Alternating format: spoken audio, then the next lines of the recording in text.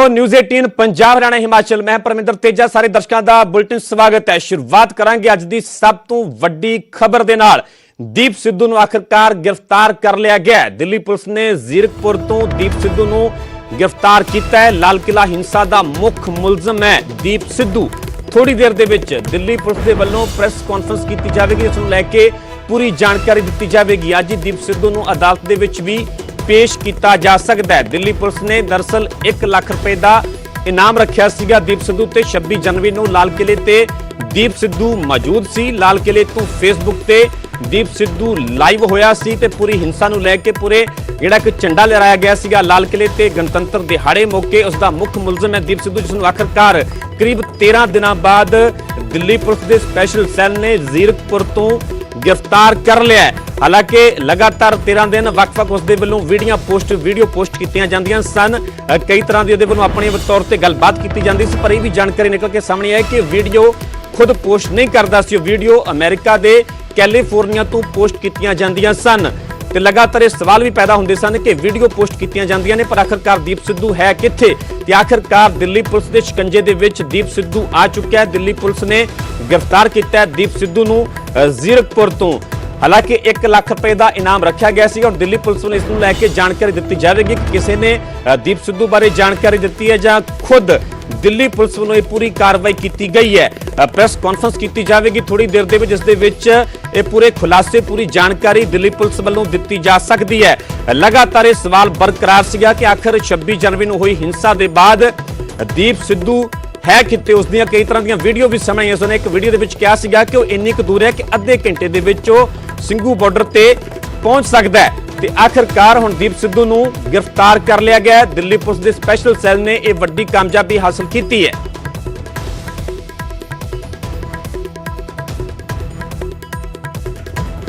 उसे न्यूज़ 18 ते Delhi police commissioner exclusive उन्होंने वालों जानकारी दी गई है। SN श्रीवास्तव दीप सिद्धू की गिरफ्तारी ते उन्होंने पुष्टि की है। दिल्ली पुलिस ने दीप सिद्धू नूं गिरफ्तार कर लिया है, ये पुष्टि कर दी गई है। दिल्ली पुलिस के कमिश्नर के वालों एक्सक्लूसिव जानकारी दी गई है। दिल्ली पुलिस की क्राइम ब्रांच जांच कर रही है। ये पूरी गिरफ्तारी तो बाद दिल्ली पुलिस की क्राइम ब्रांच के वालों जांच की जा रही है। कमिश्नर के वालों भी बड़ी जानकारी दी गई है।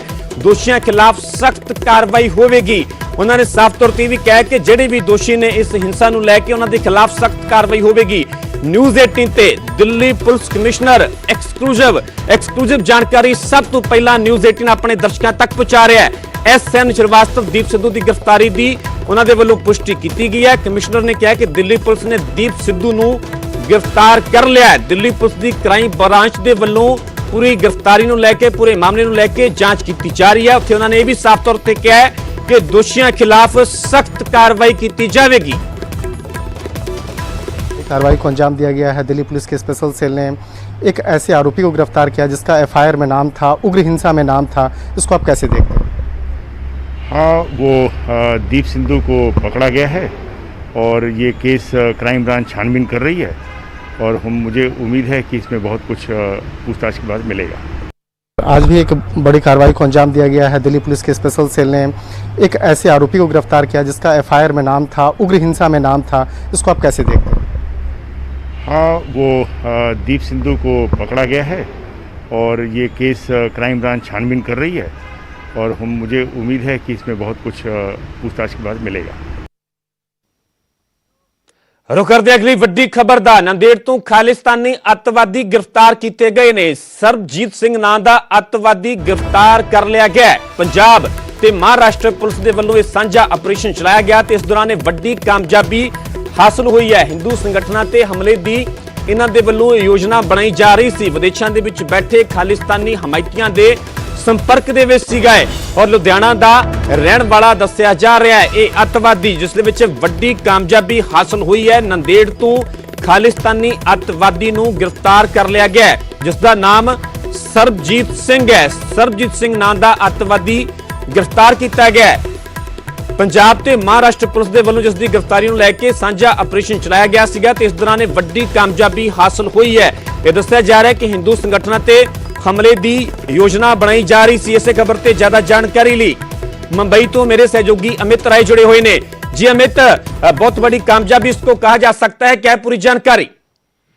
देखिए, पुलिस ने ये कार्रवाई गुप्त सूचना के आधार पर की है। पुलिस के मुताबिक सरबजीत यूएपीए के तहत दर्ज मामले में फरार चल रहा था। पुलिस ने जो एफआईआर दर्ज की उसके अनुसार गिरफ्तार आरोपी सरबजीत सिंह खालिस्तान जिंदाबाद फोर्स से जुड़ा हुआ था। वो लगातार बेल्जियम में खालिस्तान जिंदाबाद फोर्स से जुड़े हुए आतंकियों के संपर्क में था। वो पंजाब में आतंकी वारदात को अंजाम देने की योजनाएं भी बना रहा था। सरबजीत के ऊपर कुछ नए आतंकियों को रिक्रूट कर हिंदू संगठनों के नेताओं और खालिस्तानी विचारधारा के खिलाफ रहने वाले लोगों को टारगेट करने की जिम्मेदारी भी दी गई थी। फिलहाल पुलिस सरबजीत से तमाम सवालों के जवाब जो है निकलवाने में जुटी हुई है। दूसरी बात यह है कि जो संगठन का नाम आ रहा है खालिस्तान जिंदाबाद फोर्स, यह संगठन जो है बेल्जियम द्वारा जो वित्त पोषित है और जांच में सामने आया कि हिंदुत्ववादी नेताओं की हत्या की साजिश रची थी। और एक और जानकारी निकल सामने आई है कि सरबजीत सिंह पंजाब के लुधियाना का रहने वाला और खालिस्तान समर्थक 4 अन्य आतंकवादियों के साथ वह फंडिंग का काम देखता था और कई बार विदेश यात्रा कर चुका था और खालिस्तान के समर्थन में विदेशों में हुए कई प्रदर्शनों में भी वो शामिल रहा है। उसके जिन नेताओं की हत्या की साजिश रची थी वे मुखर रूप से खालिस्तान का विरोध करते थे।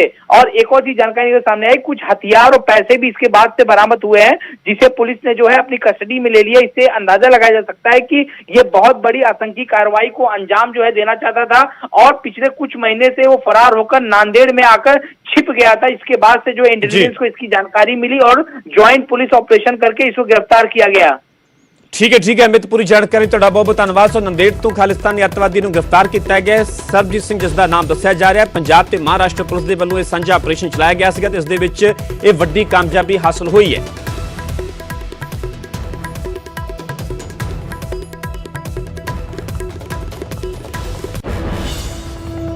रुख करते हैं अगली वड्डी खबर दा। दिल्ली दे विच पंजाब यूथ कांग्रेस दे वल्लों प्रदर्शन किया जा रहा है। खेती कानूनां खिलाफ संसद घेरन दी तैयारी की गई है। यूथ कांग्रेस दे वल्लों जंतर मंतर ते वड्डी गिनती दे विच वर्कर जुटे हुए ने ते थोड़ी देर दे विच संसद वल कूच करन दा इन्हां दा प्रोग्राम है। दिल्ली पुलिस ने इस नूं लैके सुरक्षा के लिहाज दे नाल पुख्ता बंदोबस्त भी कीते ने, बैरीकेडिंग कर दी गई है ते रोकण दे लई पूरी कोशिश की गई है।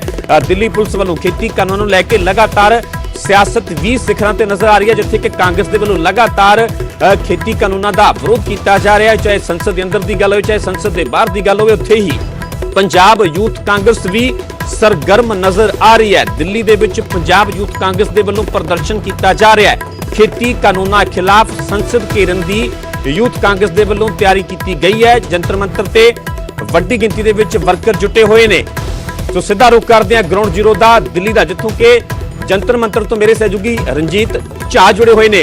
रंजीत, जानना चाहेंगे कैसी तस्वीरें हैं फिलहाल, कब तक कूच किया जाएगा? रंजीता, अब हमारे बलिदानों का तुम्हारे मंत्र पर यूथ कांग्रेस तुम्हारे सामने हमारे बलिदानों का कोई मान है या नहीं, इसका जवाब आपको देना है।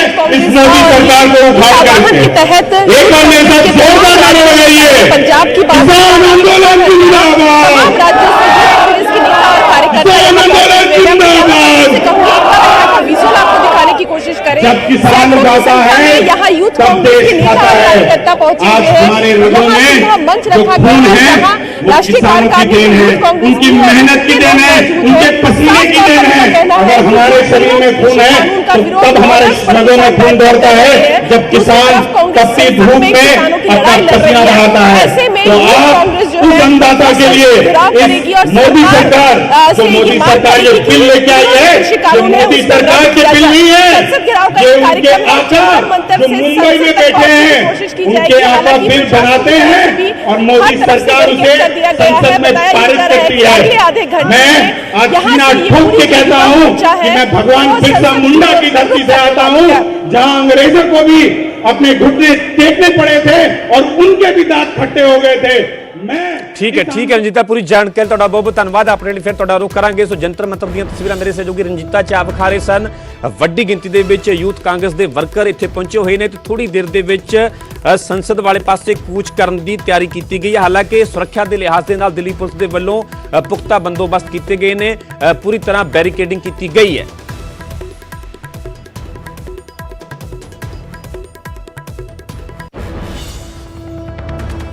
ਸੋ ਜਿੱਥੇ ਕਿ ਖੇਤੀ ਕਾਨੂੰਨਾਂ ਨੂੰ ਲੈ ਕੇ ਸਿਆਸਤ ਸਿਖਰਾਂ ਤੇ, ਉੱਥੇ ਹੀ ਖੇਤੀ ਕਾਨੂੰਨਾਂ ਖਿਲਾਫ ਕਿਸਾਨਾਂ ਦਾ ਅੰਦੋਲਨ ਸੰਘਰਸ਼ ਲਗਾਤਾਰ ਜਾਰੀ ਹੈ। ਕਿਸਾਨਾਂ ਨੂੰ ਖਾਪ ਪੰਚਾਇਤਾਂ ਦਾ ਵੀ ਸਾਥ ਮਿਲ ਰਿਹਾ ਹੈ। ਅੱਜ ਕੁਰੂਕਸ਼ੇਤਰ ਦੇ ਵਿੱਚ ਕਿਸਾਨਾਂ ਦੀ ਮਹਾ ਪੰਚਾਇਤ ਹੋ ਰਹੀ ਹੈ। ਪਿੰਡ ਗੁੰਥਲਾਗੜ੍ਹ ਦੇ ਵਿੱਚ ਵੱਡੀ ਗਿਣਤੀ ਦੇ ਵਿੱਚ ਕਿਸਾਨ ਜੁਟ ਰਹੇ ਨੇ। ਇਸ ਤੋਂ ਇਲਾਵਾ ਕਿਸਾਨ ਆਗੂ ਰਾਕੇਸ਼ ਟਿਕੈਤ, ਬਲਬੀਰ ਰਾਜੇਵਾਲ ਸਣੇ ਕਈ ਆਗੂ ਵੀ ਇਸ ਮਹਾ ਪੰਚਾਇਤ ਦਾ ਹਿੱਸਾ ਬਣਨਗੇ। ਸੋ ਲਗਾਤਾਰ ਕਿਸਾਨੀ ਅੰਦੋਲਨ ਜਿਹੜਾ ਕੀਤਾ ਜਾ ਰਿਹਾ, ਖੇਤੀ ਕਾਨੂੰਨਾਂ ਦਾ ਵਿਰੋਧ ਕੀਤਾ ਜਾ ਰਿਹਾ, ਖਾਪ ਪੰਚਾਇਤਾਂ ਜਿਹੜੀਆਂ ਨੇ ਉਹਨਾਂ ਦਾ ਵੀ ਹਰਿਆਣਾ ਤੋਂ ਸਾਥ ਮਿਲ ਰਿਹਾ। ਸਿੱਧਾ ਰੁਕ ਕਰਦੇ ਹਾਂ ਗਰਾਊਂਡ ਜ਼ੀਰੋ ਦਾ, ਜਿੱਥੋਂ ਕਿ ਮੇਰੇ ਸਹਿਯੋਗੀ ਰੋਹਿਤ ਬੰਸਲ ਜੁੜੇ ਹੋਏ ਨੇ। ਰੋਹਿਤ, ਲਗਾਤਾਰ ਕਿਸਾਨੀ ਅੰਦੋਲਨ ਜਾਰੀ ਹੈ। ਸਿੱਧੇ ਤੌਰ ਤੇ ਖੇਤੀ ਕਾਨੂੰਨਾਂ ਦਾ ਵਿਰੋਧ ਕੀਤਾ ਜਾ ਰਿਹਾ, ਰੱਦ ਕਰਨ ਦੀ ਮੰਗ ਕੀਤੀ ਜਾ ਰਹੀ ਹੈ। ਹਾਲਾਂਕਿ ਸਰਕਾਰ ਦੇ ਵੱਲੋਂ ਆਪਣਾ ਤਰਕ ਦਿੱਤਾ ਜਾ ਰਿਹਾ ਹੈ। ਗਰਾਊਂਡ ਜ਼ੀਰੋ ਦੀਆਂ ਤਸਵੀਰਾਂ ਜ਼ਰੂਰ ਸਾਡੇ ਦਰਸ਼ਕਾਂ ਤੱਕ ਪਹੁੰਚਾਓ ਕਿ ਫਿਲਹਾਲ ਜਿਹੜੀ ਵੱਡੀ ਖਾਪ ਪੰਚਾਇਤ ਕੀਤੀ ਜਾ ਰਹੀ ਹੈ, ਕਿਸ ਤਰ੍ਹਾਂ ਦੀਆਂ ਤਸਵੀਰਾਂ ਨੇ। ਜੀ ਬਿਲਕੁਲ, ਜੇਕਰ ਗੱਲ ਕਰੀ ਜਾਵੇ ਤਾਂ ਹੁਣ ਤੋਂ ਕੁਝ ਹੀ ਮਿੰਟਾਂ ਬਾਅਦ ਕਹਿ ਸਕਦੇ ਹਾਂ ਕਿ ਕਰੀਬ ਅੱਧੇ ਘੰਟੇ ਬਾਅਦ ਜਿਹੜੀ ਪੰਚਾਇਤ ਦੀ ਕਾਰਵਾਈ ਹੈ ਉਹ ਸ਼ੁਰੂ ਹੋ ਜਾਏਗੀ। ਫਿਲਹਾਲ ਤੁਸੀਂ ਮੇਰੇ ਪਿੱਛੇ ਦੀਆਂ ਤਸਵੀਰਾਂ ਦੇਖ ਸਕਦੇ ਹੋ ਕਿ ਜਿਹੜੀ ਮੇਨ ਸਟੇਜ ਹੈਗੀ ਉਸ ਦੇ ਉੱਪਰ ਕੁਝ ਜਿਹੜੇ ਸਥਾਨਕ ਕਲਾਕਾਰ ਹੈ ਉਹਨਾਂ ਵੱਲੋਂ ਜਿਹੜੇ ਗੀਤ ਪੇਸ਼ ਕੀਤੇ ਜਾ ਰਹੇ ਆ, ਕਿਸਾਨੀ ਦੇ ਨਾਲ ਸੰਬੰਧਿਤ ਜਿਹੜੇ ਗੀਤ ਉਹ ਪੇਸ਼ ਕੀਤੇ ਜਾ ਰਹੇ ਆ। ਔਰ ਅੱਜ ਦੀ ਮਹਾ ਪੰਚਾਇਤ ਦੇ ਵਿੱਚ ਜਿਹੜੇ ਰਾਕੇਸ਼ ਸਿੰਘ ਟਿਕੈਤ ਨੇ, ਰਾਸ਼ਟਰੀ ਆਗੂ ਨੇਗੇ, ਯੂਪੀ ਤੋਂ ਆਉਂਦੇ ਨੇ, ਉਹਨਾਂ ਵੱਲੋਂ ਕਿਸਾਨ ਮਹਾ ਪੰਚਾਇਤ ਕੀਤੀ ਜਾਂਦੀ ਹੈ। ਔਰ ਜਿਸ ਏਰੀਏ ਦੇ ਵਿੱਚ ਇਹ ਪੰਚਾਇਤ ਕੀਤੀ ਜਾ ਰਹੀ ਹੈ, ਪਹੇਵਾ ਵਿਧਾਨ ਸਭਾ ਹਲਕਾ ਲੱਗਦਾ ਹੈ ਇਸ ਪੂਰੇ ਏਰੀਏ ਨੂੰ। ਔਰ ਖਾਸ ਗੱਲ ਇਹਦੇ ਵਿੱਚ ਇਹ ਵੀ ਹੈ ਕਿ ਪਹੇਵੇ ਦੀ ਜੇਕਰ ਮੈਂ ਗੱਲ ਕਰਾਂ ਤਾਂ ਆਪਣੇ ਆਪ 'ਚ ਇੱਕ ਬਹੁਤ ਮਹੱਤਵਪੂਰਨ ਏਰੀਆ, ਕਿਉਂਕਿ ਜ਼ਿਆਦਾਤਰ ਜਿਹੜੇ ਪੰਜਾਬੀ ਬਹੁ ਗਿਣਤੀ ਏਰੀਏ ਨੇ ਉਹ ਇੱਥੇ ਨੇ। ਔਰ ਇਸ ਤੋਂ ਇਲਾਵਾ ਜਿਹੜੇ ਜ਼ਿਆਦਾਤਰ ਆਪਾਂ ਗੱਲ ਕਰੀਏ ਖੇਤੀਬਾੜੀ ਮੰਤਰੀ ਨੇ, ਪਿਛਲੀਆਂ ਸਰਕਾਰਾਂ ਦੀ ਗੱਲ ਕਰਾਂ ਤਾਂ ਉਹ ਇਸ ਏਰੀਏ ਤੋਂ ਜਿੱਤ ਕੇ ਜਾਂਦੇ ਨੇ। ਜੋ ਵੀ ਵਿਅਕਤੀ ਇਸ ਜਗ੍ਹਾ ਤੋਂ ਜਿੱਤ ਕੇ ਗਿਆ ਹੈਗਾ ਉਸ ਨੇ ਹਰਿਆਣਾ ਦੀ ਵਿਧਾਨ ਸਭਾ ਦੇ ਵਿੱਚ ਮਿਨਿਸਟਰ ਬਣ ਕੇ ਗਿਆ ਹੈਗਾ। ਜ਼ਿਆਦਾਤਰ ਆਗੂ ਮਿਨਿਸਟਰ ਬਣ ਕੇ ਅੱਗੇ ਵਧੇ ਨੇ। ਹੁਣ ਵੀ ਜੇ ਗੱਲ ਕਰੀਏ ਤਾਂ ਹਰਿਆਣਾ ਦੇ ਜਿਹੜੇ ਖੇਡ ਮੰਤਰੀ ਨੇ ਉਹ ਪਹੇਵਾ ਵਿਧਾਨ ਸਭਾ ਤੋਂ ਆਉਂਦੇ ਨੇ ਔਰ ਇਸੇ ਏਰੀਏ ਦੇ ਨਾਲ ਹੀ ਸੰਬੰਧਿਤ ਨੇ। ਔਰ ਤੁਸੀਂ ਤਸਵੀਰਾਂ ਜ਼ਰੀਏ ਦੇਖ ਸਕਦੇ ਹੋ ਕਿ ਜਿਹੜੇ ਲੋਕਾਂ ਦਾ ਜਮਾਵੜਾ ਹੈ, ਲੋਕ ਪਹੁੰਚਣਾ ਸ਼ੁਰੂ ਹੋ ਗਏ ਨੇ, ਲੋਕ ਜਿਹੜੇ ਪਹੁੰਚਣ ਲੱਗੇ ਨੇ। ਔਰ ਲੰਬੀਆਂ ਜਿਹੜੀਆਂ ਕਤਾਰਾਂ ਇੱਥੇ ਰੱਖੀਆਂ ਹੋਈਆਂ ਨੇ, ਵੱਡੀਆਂ ਕਨਾਤਾਂ ਲਗਾਈਆਂ ਗਈਆਂ ਨੇ। ਇੱਕ ਦਾਣਾ ਮੰਡੀ ਦਾ ਏਰੀਆ ਜਿੱਥੇ ਇਹ ਪੂਰਾ ਜਿਹੜਾ ਪ੍ਰੋਗਰਾਮ ਹੈ ਰੱਖਿਆ ਗਿਆ ਹੈਗਾ। ਔਰ ਹੁਣ ਤੋਂ ਕੁਝ ਦੇਰ ਬਾਅਦ ਜਿੱਦਾਂ ਹੀ ਜਿਹੜੇ ਆਗੂ ਨੇ ਉਹ ਸਟੇਜ ਤੇ ਪਹੁੰਚਣਗੇ, ਯੁੱਧਵੀਰ ਸਿੰਘ ਨੇ, ਰਾਸ਼ਟਰੀ ਆਗੂ ਨੇਗੇ, ਰਾਕੇਸ਼ ਸਿੰਘ ਟਿਕੈਤ ਨੇਗੇ, ਉਹ ਸੀਨੀਅਰ ਆਗੂ ਨੇ, ਮਹਿੰਦਰ ਸਿੰਘ ਟਿਕੈਤ ਦੇ ਬੇਟੇ ਨੇਗੇ, ਮਹਿੰਦਰ ਸਿੰਘ ਟਿਕੈਤ ਵੀ ਇੱਕ ਸੀਨੀਅਰ ਆਗੂ ਰਹੇ ਨੇ। ਤਾਂ ਉਹਨਾਂ ਵੱਲੋਂ ਇੱਥੇ ਮਹਾ ਪੰਚਾਇਤ ਕੀਤੀ ਜਾਏਗੀ। ਮਹਾ ਪੰਚਾਇਤ ਦੇ ਵਿੱਚ ਜਿੱਥੇ ਸਥਾਨਕ ਲੋਕ ਇਸ ਦੇ ਵਿੱਚ ਨੁਮਾਇੰਦਗੀ ਕਰ ਰਹੇ ਨੇ, ਉੱਥੇ ਹਰਿਆਣਾ ਦੇ ਵਿੱਚ ਖਾਪ ਪੰਚਾਇਤਾਂ ਦਾ ਇੱਕ ਆਪਣਾ ਦਬਦਬਾ ਹੈਗਾ। ਤਾਂ ਖਾਪ ਪੰਚਾਇਤਾਂ ਵੀ ਭਾਰੀ ਗਿਣਤੀ ਦੇ ਵਿੱਚ ਇਸ ਦੇ ਵਿੱਚ ਹਿੱਸਾ ਲੈਣਗੀਆਂ। ਔਰ ਬਹੁਤ ਸਾਰੇ ਜਿਹੜੇ ਮਤੇ ਹੈ, ਬਹੁਤ ਸਾਰੇ ਜਿਹੜੇ ਕਿਸਾਨੀ ਨੂੰ ਲੈ ਕੇ ਗੱਲਾਂ ਬਾਤਾਂ, ਉਹ ਮਤੇ ਇੱਥੇ ਪੇਸ਼ ਕੀਤੇ ਜਾਣਗੇ। ਉਸ ਤੋਂ ਬਾਅਦ ਜਿਹੜੇ ਮਤੇ ਆ ਉਹ ਪਾਸ ਕੀਤੇ ਜਾਣਗੇ ਕਿ ਲੋਕ ਉਹਨਾਂ ਨੂੰ ਸਮਰਥਨ ਦਿੰਦੇ ਨੇ, ਲੋਕ ਉਹਨਾਂ ਬਾਰੇ ਕੀ ਕਹਿੰਦੇ ਨੇ, ਉਸ ਦੇ ਪ੍ਰਤੀ ਵਿਚਾਰ ਪੇਸ਼ ਕੀਤੇ ਜਾਣਗੇ। ਔਰ ਲੋਕਾਂ ਦੇ ਮਤੇ ਲੋਕਾਂ ਦੇ ਵਿੱਚ ਰੱਖੇ ਜਾਣਗੇ। ਜਿਸ ਤਰ੍ਹਾਂ ਕਿ ਪੰਚਾਇਤਾਂ ਦੇ ਮਤੇ ਪਾਏ ਜਾਂਦੇ ਨੇ, ਪੰਚਾਇਤਾਂ ਦੇ ਵਿੱਚ ਇੱਕ ਰਾਏ ਰੱਖੀ ਜਾਂਦੀ ਹੈ ਕਿ ਆਹ ਚੀਜ਼ ਗਲਤ ਹੈ, ਇਸ ਦੇ ਖਿਲਾਫ ਤੁਸੀਂ ਸਹਿਮਤ ਹੋ ਜਾਂ ਅਸਹਿਮਤ ਹੋ। ਜੇਕਰ ਲੋਕ ਸਹਿਮਤੀ ਪ੍ਰਗਟਾਉਂਦੇ ਨੇ ਤਾਂ ਸਰਬਸੰਮਤੀ ਦੇ ਨਾਲ ਉਹਨਾਂ ਮਤਿਆਂ ਨੂੰ ਪਾਸ ਕਰ ਦਿੱਤਾ ਜਾਂਦਾ। ਤਾਂ ਕੁਝ ਅਜਿਹੇ ਹੀ ਮਤੇ ਇਸੇ ਕਿਸਾਨ ਮਹਾ ਪੰਚਾਇਤ ਦੇ ਵਿੱਚ ਪਾਸ ਕੀਤੇ ਜਾਣਗੇ। ਜਿਹੜੇ ਕੇਂਦਰ ਦੇ 3 ਪਾਸ ਕੀਤੇ ਖੇਤੀਬਾੜੀ ਕਾਨੂੰਨਾਂ ਦੇ ਬਾਰੇ ਹੋਣਗੇ, ਕਹਿ ਸਕਦੇ ਕਿ ਉਹਨਾਂ ਦੇ ਖਿਲਾਫ ਨੇ ਜਿਹੜੇ ਉਹ ਮਤੇ ਪਾਸ ਕੀਤੇ ਜਾਣਗੇ। ਔਰ ਜਿਸ ਤਰ੍ਹਾਂ ਲਗਾਤਾਰ ਦਿੱਲੀ ਦਾ ਜਿਹੜਾ ਸੰਘਰਸ਼ ਚੱਲ ਰਿਹਾ ਉਸ ਦਾ ਰੁਖ ਹੁਣ ਹਰਿਆਣਾ ਵੱਲ ਹੋ ਰਿਹਾ, ਹਰਿਆਣਾ ਦੀਆਂ ਖਾਪ ਪੰਚਾਇਤਾਂ ਵੱਲ ਹੋ ਰਿਹਾ ਔਰ ਕਿਸਾਨ ਮਹਾ ਪੰਚਾਇਤਾਂ ਵੱਲ ਹੋ ਰਿਹਾ। ਜੀ ਪਰਮਿੰਦਰ। ਠੀਕ ਹੈ ਰੋਹਿਤ, ਫਿਲਹਾਲ ਦੀ ਪੂਰੀ ਜਾਣਕਾਰੀ ਤੁਹਾਡਾ ਬਹੁਤ ਧੰਨਵਾਦ। ਆਪਣੇ ਲਈ ਫਿਰ ਤੁਹਾਡਾ ਰੁਖ ਕਰਾਂਗੇ। ਇਸ ਵਕਤ ਲੋਕਾਂ ਨੂੰ ਇਸ ਕਿਸਾਨੀ ਅੰਦੋਲਨ ਦੀ ਲਾਮਬੰਦ ਕੀਤਾ ਜਾ ਰਿਹਾ ਕਿਤੇ ਨਾ ਕਿਤੇ। ਤੇ ਅੱਜ ਕੁਰੂਕਸ਼ੇਤਰ ਦੇ ਵਿੱਚ ਕਿਸਾਨਾਂ ਦੀ ਮਹਾ ਪੰਚਾਇਤ ਹੋਣ ਜਾ ਰਹੀ। ਇਸ ਦੇ ਵਿੱਚ ਕਿਸਾਨ ਆਗੂ ਰਾਕੇਸ਼ ਟਿਕੈਤ, ਬਲਬੀਰ ਸਿੰਘ ਰਾਜੇਵਾਲ ਸਣੇ ਕਈ ਆਗੂ ਵੀ ਇਸ ਦਾ ਹਿੱਸਾ ਬਣਨਗੇ। ਇਹ ਆਗੂ ਵੀ ਇਸ ਮਹਾ ਪੰਚਾਇਤ ਦੇ ਵਿੱਚ ਸ਼ਾਮਲ ਹੋਣਗੇ।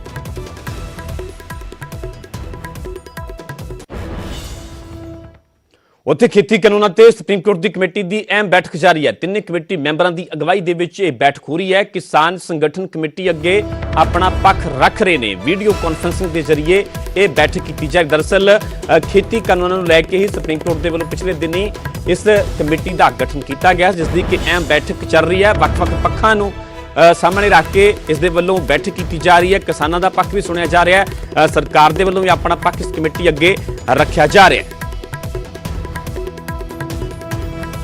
3 कृषि कानून पर सुप्रीम कोर्ट द्वारा रोक लगा देने के बाद सुप्रीम कोर्ट ने एक कमेटी का गठन किया।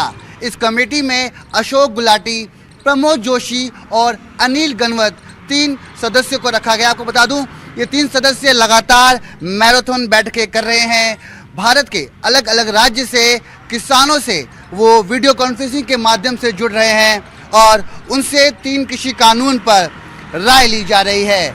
आपको बता दूं कि ये लगातार बैठ के दिल्ली के पूसा इंटरनेशनल गेस्ट हाउस में लगातार ये बैठकें संपन्न की जा रही हैं और आज एक और बैठक यहाँ पर की जा रही है जिसमें तमाम किसानों से उनकी राय ली जा रही है।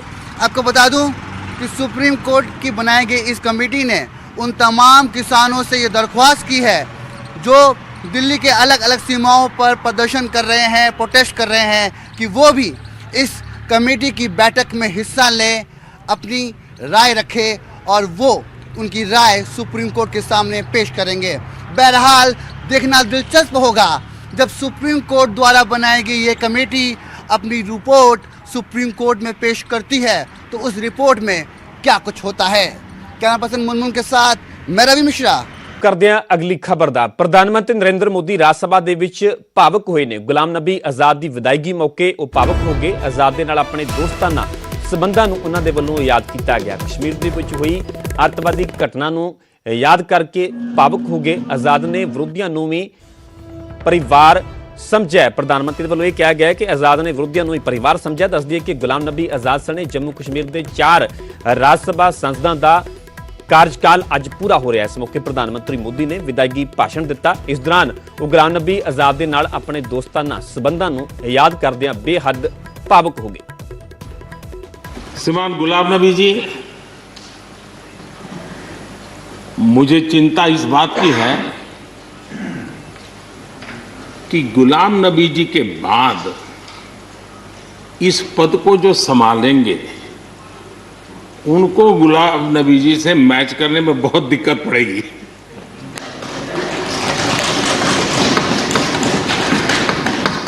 क्योंकि गुलाम नबी जी अपने दल की चिंता करते थे लेकिन देश की और सदन की भी उतनी ही चिंता करते थे। ये छोटी बात नहीं है जी, ये बहुत बड़ी बात है।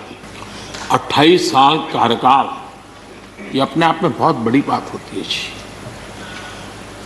बहुत साल पहले की बात है, शायद अटल जी की सरकार होगी, मुझे याद नहीं रहा। मैं यहाँ सदन में किसी काम से आया था। मैं तो तब राजनीति में नहीं था, ये इलेक्टोरल पॉलिटिक्स में नहीं था, मैं संगठन का काम करता था। तो मैं और गुलाम नबी जी ऐसे ही लॉबी में गप्पे मार रहे थे। अब जैसा पत्रकारों का स्वभाव रहता है, बराबर नजर लगाए बैठे थे कि ये दोनों का मेल कैसे हो सकता है। हम हंसी खुशी से बातें कर रहे थे तो हम जैसे ही निकले तो पत्रकारों ने घेर लिया। गुलाम नबी जी ने बहुत बढ़िया जवाब दिया था। वो जवाब हम लोगों के लिए बहुत काम आने वाला है। उन्होंने कहा, भाई देखिए, आप लोग हमको अखबारों में या टीवी माध्यमों में या पब्लिक मीटिंग में लड़ते झगड़ के देखते हो, लेकिन सचमुच में इस छत के नीचे हम जैसे एक परिवार का वातावरण कहीं नहीं होता है। जब आप मुख्यमंत्री थे, मैं भी एक राज्य का मुख्यमंत्री के नाते काम करता था, हमारी बहुत गहरी निकटता रही उस कालखंड में। शायद ही कोई ऐसी घटना मिल सकती है कि जबकि हम दोनों के बीच में कोई संपर्क सेतु न रहा है। एक बार गुजरात के यात्री, क्योंकि जम्मू कश्मीर में जाने वाले टूरिस्ट में गुजरात बहुत बड़ा नंबर रहता है, और टेररिस्टों ने पर हमला कर दिया। करीब 8 लोग शायद मारे गए। सबसे पहले गुलाम नबी जी का मुझे फोन आया।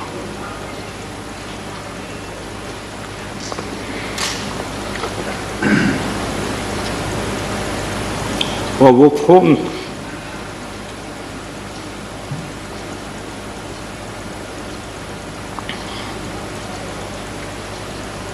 सिर्फ सूचना देने का नहीं था,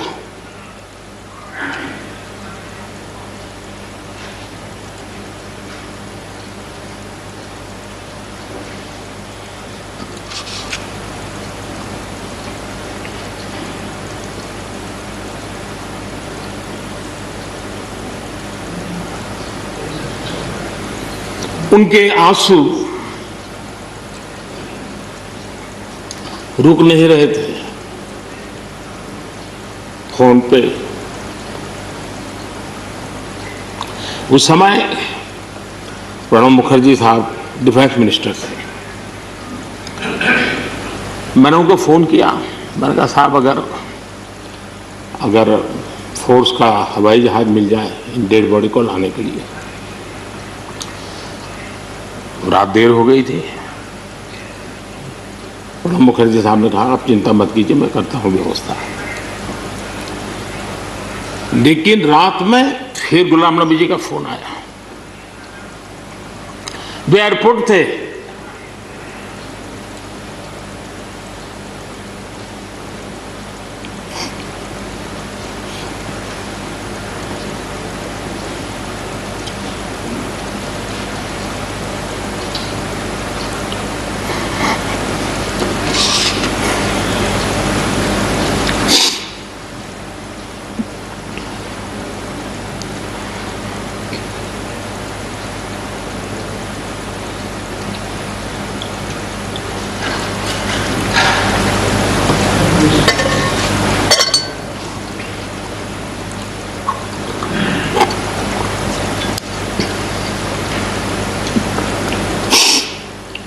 सॉरी,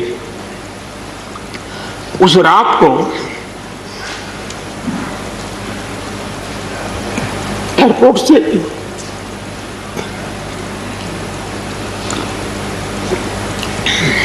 उन्होंने मुझे फोन किया और जैसे अपने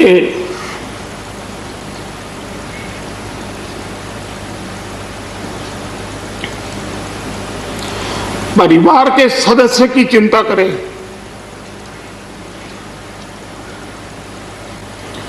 वैसी चिंता